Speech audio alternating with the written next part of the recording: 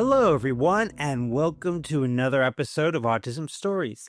I'm your host, Doug Bletcher, the founder of Autism Personal Coach.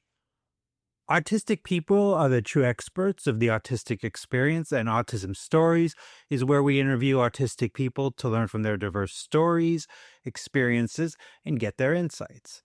If you would like to be notified about each week's episode of Autism Stories, we suggest you subscribe on your favorite podcast listening platform. We would like to send a thank you to TR Sun for their song All Good on today's episode. If you would like to follow along, or if you're like me and seeing the lyrics make listening to music more accessible to you, then check out the link in the podcast description for this episode. In addition to TR Sun, we have a second, completely different musical piece at the end of today's episode from our previous guest on Autism Stories, Amy Scurria, titled Inside. If you enjoy opera, then you may particularly enjoy this. Now on to today's episode. Carole Jean Whittington returns to Autism Stories to discuss her new book, Living Unmasked, an autistic women's guide to get into your comfort zone. We hope you enjoy today's episode. Carole, thanks so much for returning to Autism Stories.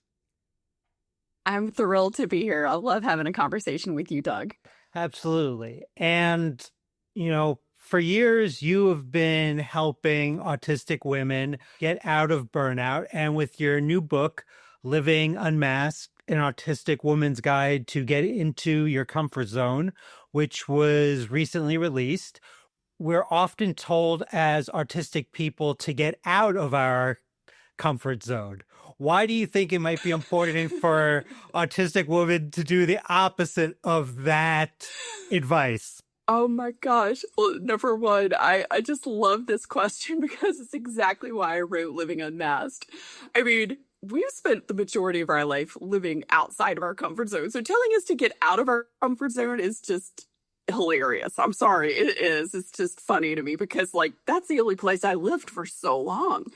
I mean, autistic women, especially those of us who are late identified, have spent our entire lives performing outside of our comfort zones just to survive, just to pass, to feel safe. We've been adapting, masking, pleasing, pushing through.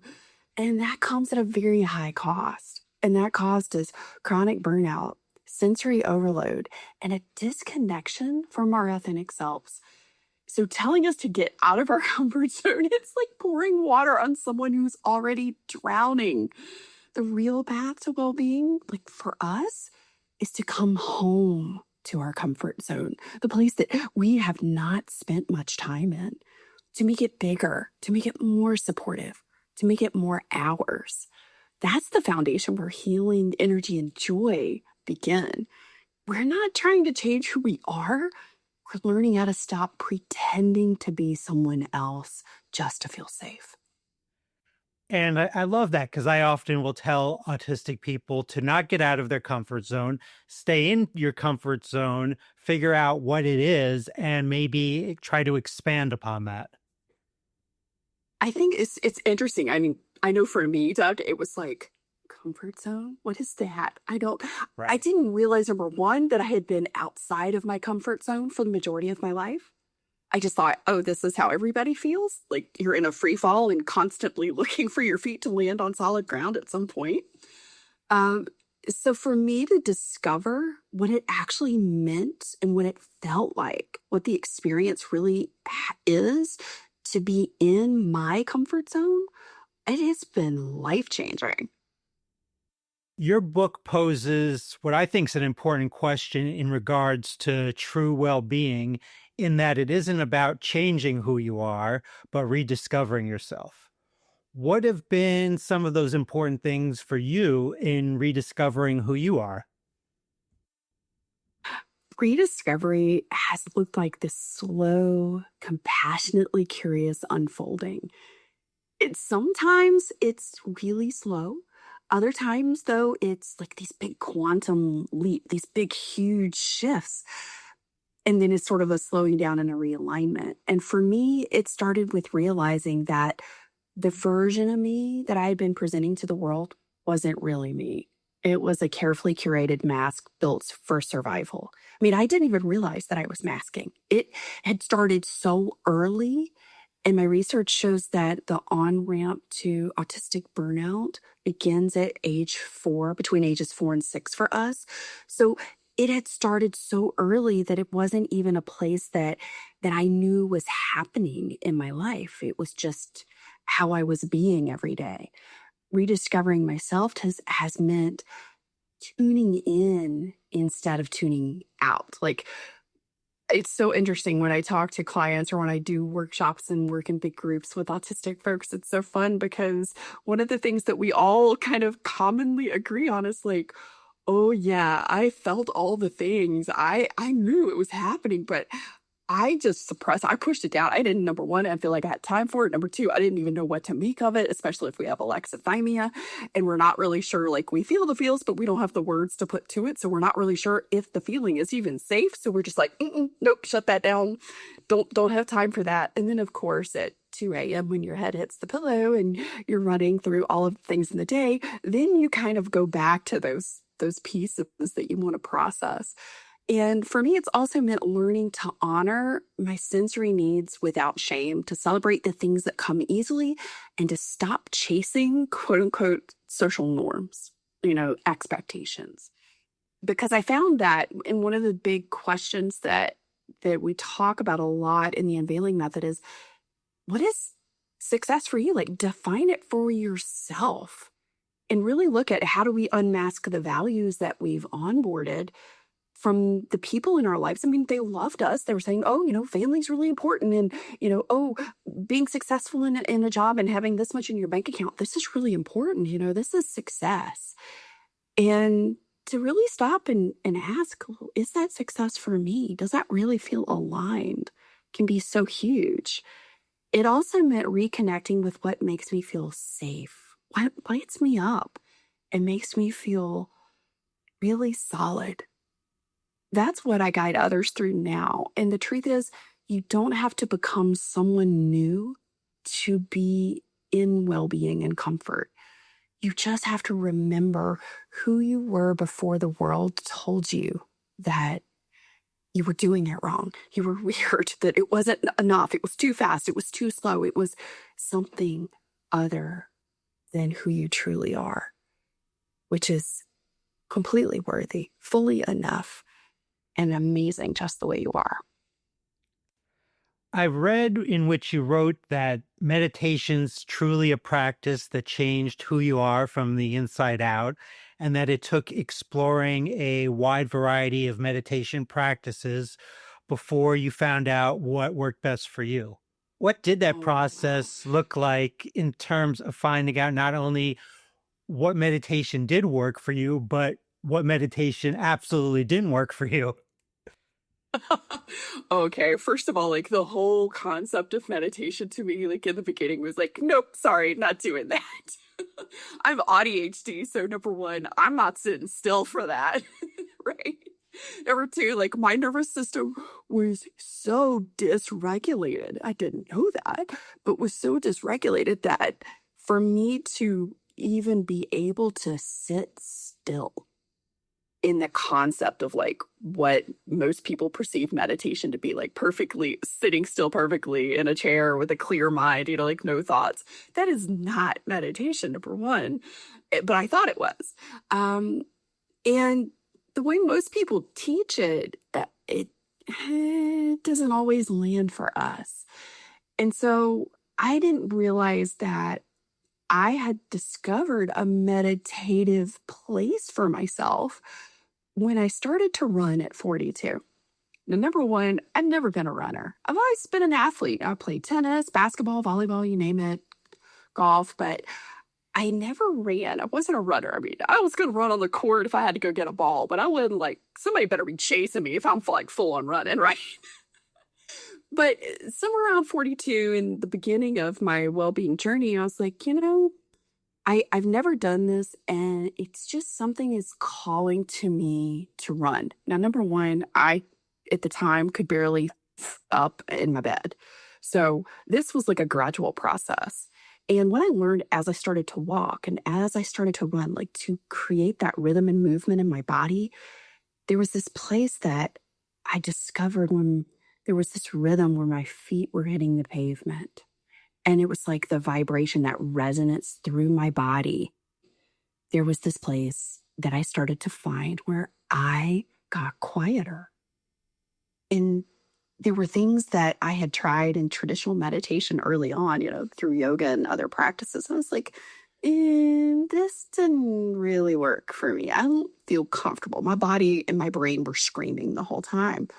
But in movement, finding that rhythm, and my background is in stress point learning and vision science. And so, one of the things that's really beautiful is when we can create a rhythm or a flow of our physical body, it really helps tap into calming our nervous system. So I started exploring, these bottom up approaches, tuning into the body first through sensing movement, breath, and rhythm. And breath work really has been a tremendous shifter for me because not only does it help in creating a rhythm or a flow and a place to sort of feel comfortable to focus on your body, it also shifts the chemicals in our body and releases those feel good endorphins. And there's all kinds of breath work. And that's been, I think, one of the most fun things for me to discover. And I'm also an instructor, a meditation instructor, and got certified last year through Meditation University because I have found so much power in the practice of meditation, but not necessarily meditation like most people think about it. And meditation isn't about getting rid of your thoughts.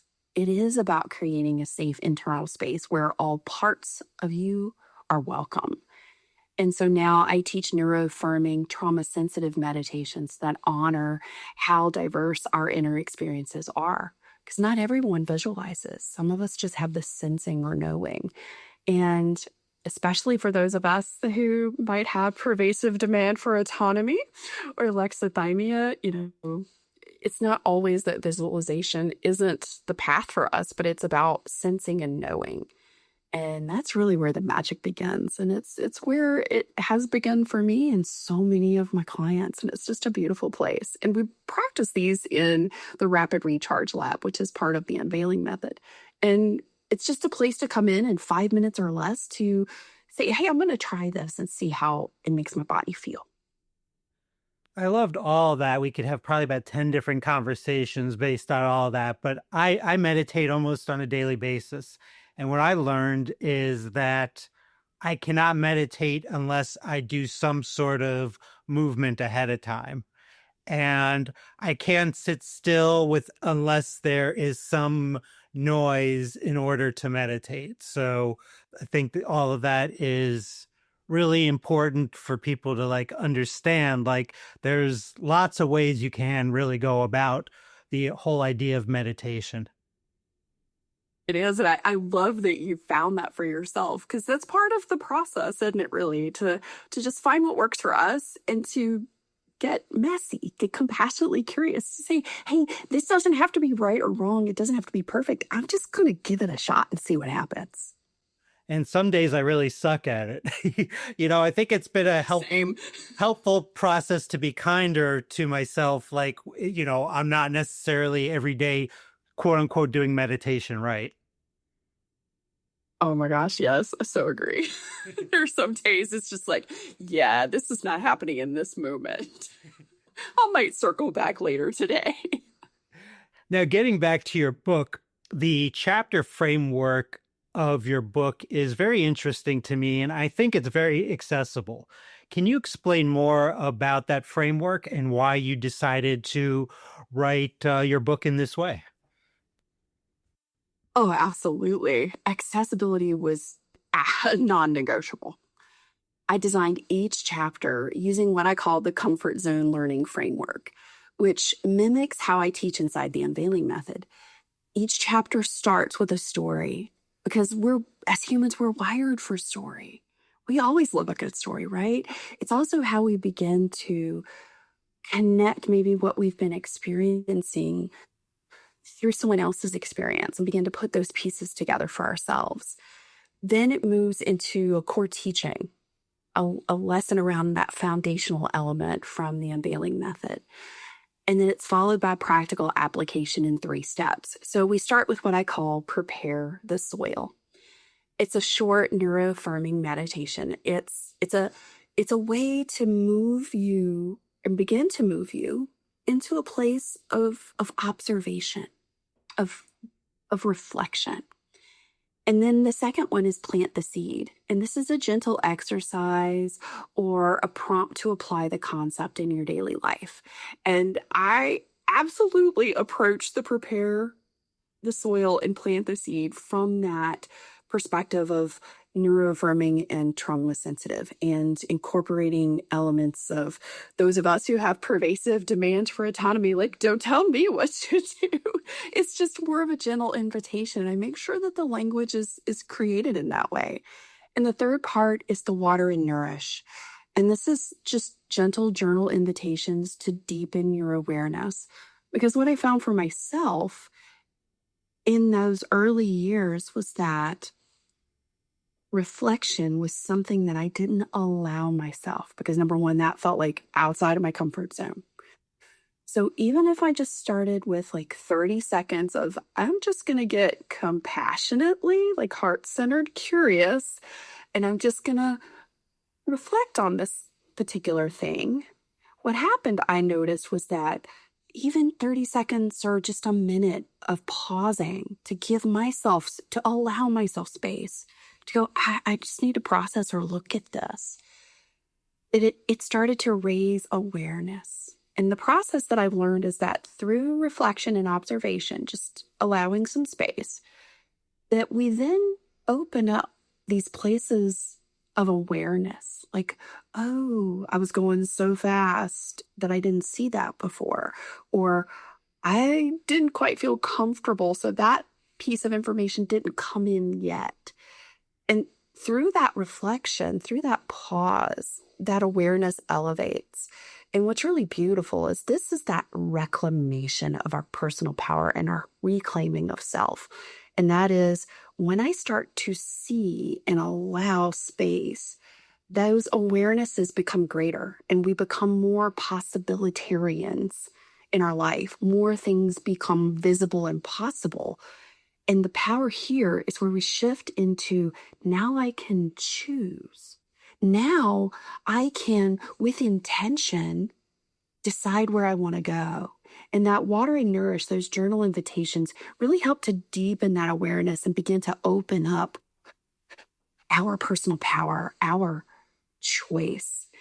And we close each chapter with a section called Get Into Your Comfort Zone, which shows how the chapter's insights support burnout recovery and unmasking. It's absolutely playful. It's structured, yet it's designed for brains that need to rest and find their rhythm. You're never just reading in this book. You're experiencing transformation one layer at a time. I loved what you said about curiosity in terms of being heart-centered. I'm wondering for you, was that curiosity always there, or did that not develop until you had a sense of what your comfort zone was? It's interesting. And I love that question, Doug, because I found this to be not just something I experienced, but so many other autistic people that I've talked to have experienced as well. And it's this natural curiosity that's part of who we are and our beautifully, wonderfully wired brains. And what happens early on, I think, is, we go through that. Well, why? Why? Tell me more. I want to know about this. What is this? Right? It's this curiosity and I want to explore. I'm just excited. And I have this autistic joy of wonderment. And I think that throughout our life, that gets shut down by other people. And it gets to this place where we don't feel like it's okay. It's not safe for us to be curious anymore. Or especially if, as we're in school, don't question my authority. I'm the teacher, right? Don't ask me why. And then we get into the working world. And then, the working world has this very unusual structure and, goes against our neurodistinct leadership styles. And it's like, don't question my authority. Don't ask me why, because by asking a question in this meeting, you've challenged my position and authority, and I now feel threatened. So I'm going to shut you down, and I might do it in really subversive, hurtful ways. And a lot of that even comes through in bullying. So I think what happens is we are naturally curious. It's a beautiful part of who we are, but we shut it down because of maybe the way the world has felt and how we've experienced it. And it didn't feel safe. And one of the beautiful things about the journey of becoming who we truly are and reclaiming that place is that we can begin to allow that curiosity to come out. But I think we've all been sort of conditioned to be super judgy about our curiosity in a lot of ways. Like, don't be too much, don't ask too many questions, right? But what's really beautiful is that when we can center that in compassionate curiosity instead of judgmental curiosity or having sort of set rules around it, it's, I'm really curious. I wonder why. Why did they say that? I'm just curious. I'm just, like with a smile on your face and some joy in your heart. Like, I just want to know. And I think that just becomes a place where we can get compassionately curious like that about ourselves. That's truly the place where we begin to reclaim our comfort zone. And Carole, what haven't I asked you that I should about your book, Living Unmasked, an Autistic Woman's Guide to Get into Your Comfort Zone? Oh, thanks for asking that. One thing that we haven't touched on is that Living Unmasked isn't just a book. It's a portal into a larger movement. Every tool, every story and exercise in this book is rooted in my burnout recovery system, the Unveiling Method. This isn't one idea or one tool. It's a customizable system built for lived experience, neurodistinct wisdom, and real results. And it's not just for autistic women. Clinicians, coaches, and family members have used this book to better support the neurodistinct people in their lives and themselves. Burnout doesn't discriminate. It absolutely does not care what your neurotype is, where you live, or any of the above. But recovery requires a different path when you're wired like we are and you've had the life experiences that so many of us have when we've been told from a very early age to tone it down, to not be so weird, to stop overthinking things. And it really does require flexibility. And I try and provide as many different resources and tools because this is not a one size fits all solution. Here's a framework and here are the different ways that you can begin to personalize this and make this work best for you. And how can our listeners learn more about and purchase Living Unmasked? The book is available right now at whittingtonwellbeing.com, and you'll find links to purchase the digital version or join me for one of our workshops too. And for launch week this past week, we ran a buy one, give one campaign, and I'm so thrilled because for every book purchased, we have been able to gift one. And we had 18 books that we were able to gift. And for every book purchase, we also donate. One of our autistic women in need receives a specific code that they can join our Alignment Sundays so that they can begin to have support and community as part of their restoration journey out of burnout and unmasking and unveiling who they truly are. And you can also listen or read chapter 1 for free and grab some bonus tools on that Living Unmasked resource page with the link there at whittingtonwellbeing.com. Now, beyond your book, you recently started a monthly podcast, Things That Really Matter, with the wonderful Becca Lori Hector. What can you tell our listeners about this collaboration so far?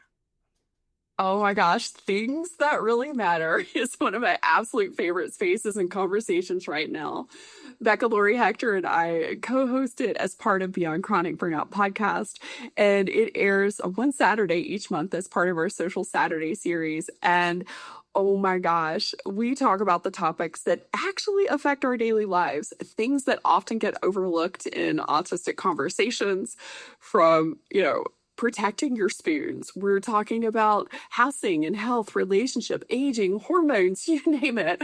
Becca and I are going to dive into all the things that like really matter to us. It's not polished, it's not scripted, it's real conversation between two autistic women talking about what's hard, what's beautiful, and what really matters. And we invite listeners to join in on that Saturday of the month with us, and also join the last Sunday of the month in our free Unveiler community. And that's where magic really happens. That's community, connection, and clarity. And we take some of these conversations from things that really matter even deeper into our conversation there in the Unveiling community once a month. Well, Carole, it was wonderful to catch up with you. Thanks for returning to Autism Stories, and definitely encourage all our listeners to go out and purchase your book. Thanks so much, Doug. I always love having a conversation with you because you really talk about the things that matter too. Thanks so much to Carole for the conversation. To learn more about Carole and her new book, please check out the link in the podcast description for this episode. We always love hearing from you, and would especially love to hear from you relating to this episode regarding what is your comfort zone and what do you like to do there? Did you know Autism Personal Coach provides neurodiversity affirming support by autistics for autistics? We empower autistic adults and teens to be the best version of their authentic selves through customized life coaching and community groups. We also support parents and partners of autistic people by providing insights and guidance to bridge communication gaps and nurture mutual understanding. So please visit autismpersonalcoach.com to begin your experience of judgment-free coaching rooted in empathy, expertise, and respect for autistic identity. Until next time, I'm Doug Bletcher of Autism Personal Coach. Talk to you then.